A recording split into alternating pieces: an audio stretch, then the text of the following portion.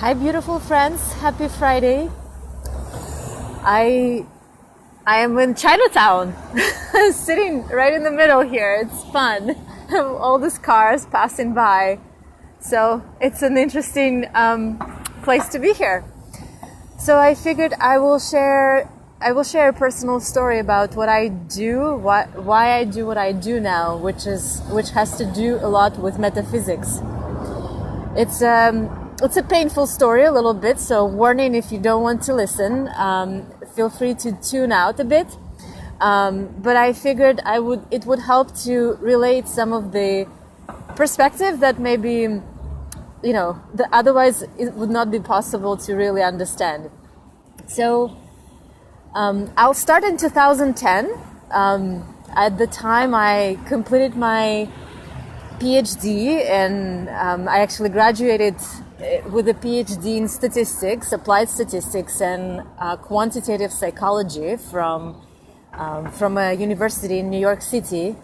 And then I got my first research position at Penn State, and I was thinking that I'm going to enjoy my life because it was a dream come true after having been in the US for, hi Kurt, thank you for joining, after being in the US for 8 years. So it's been really a big accomplishment to be able to do that. So I was there, I was at Penn State working on my postdoctorate, and I found out that I was pregnant. So at the time I was also married, and you would think that, if I'm married and I'm in a relationship, that I would be quite happy about it. But at the time, the relationship I had with my ex-husband, it was not very good. And what it brought up, actually quite a violent circumstances that were showing up as just a lot of conflict that was happening between the two of us. And so I was basically dealing with the personal dilemma. What do I do? Am I aborting a child or am I keeping a child? And so at the time, I was raised in Russia, and I was raised with a belief system. I was not religious necessarily, but there was a lot of medical stuff which was more mainstream around if a woman has an abortion, that she is not able to be pregnant again moving forward. That's one thing. And then another aspect of it, and that was more of the belief system of women at the time, is that if you are not a mother in your life, then you kind of fail to fulfill your responsibilities in life as a woman. So now I can talk about it with a lighter heart, but at the time it was extremely challenging because I was still very much living in the context of I'm supposed to, I really cared a lot about what my family thinks about me and what people think about me. And so it was a very challenging choice of having a child potentially on my own or maybe with my ex-husband, but also, my own childhood was quite challenging. And so I was almost going to repeat the cycle of bringing a child in a violent environment, or choosing the route of actually aborting a child, which was extremely challenging on my body and mostly on my psychology. So moving forward from that experience, I did choose to abort a child, and that left me with an immense amount of guilt and shame. And I worked with it for a number of years, and it just felt terrible. I felt terrible about myself. I was walking on the street, and when I would see a child, I just would cringe inside. I could really have experiences in my body. And I remember, when people talk about psychosomatic symptoms and things that are connected to the mind and body, a lot of it was really the experience that I was having, that as I would walk, I would have this tremendous pain inside of my uterus, inside of my belly. So it was really, really, really challenging. Plus a lot of resentment and anger towards my ex-husband as well. And really feeling like a victim at the time. And so fast forward, I've worked on this process of releasing and healing for a number of years, and fast forward 6 years actually, and I ended up at the at the University of Spiritual Studies, which I am doing currently, and I've been studying for the last 3.5 years, and I'm doing my degree in metaphysics. And so the first time I met my teacher there, what happened is that she brought a perspective which I've never actually experienced in my life before. She said something the following. She said, you know, when you were making a decision about whether to have a child or not to have a child, it was really not about a child. There was no child coming in.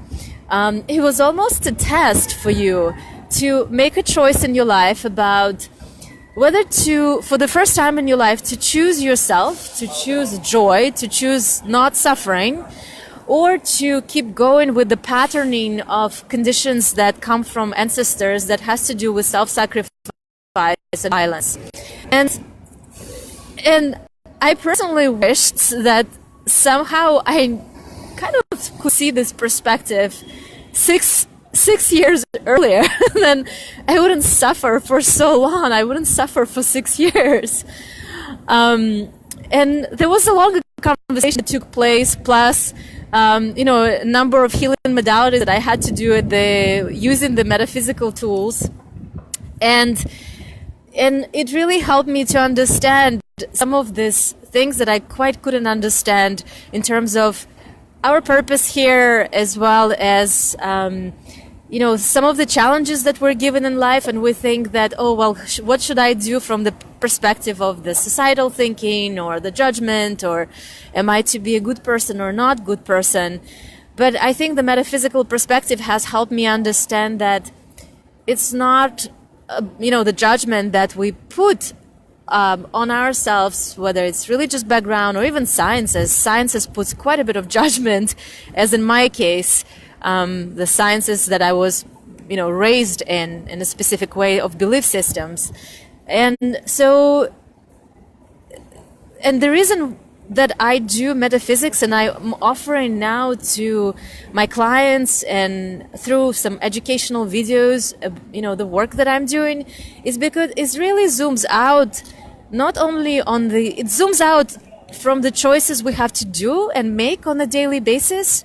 And even though they are real choices, they bring us so much, sometimes emotional turmoils and sometimes even physical challenges. But through those challenges, you know, there is also a bigger perspective of why we're making those choices.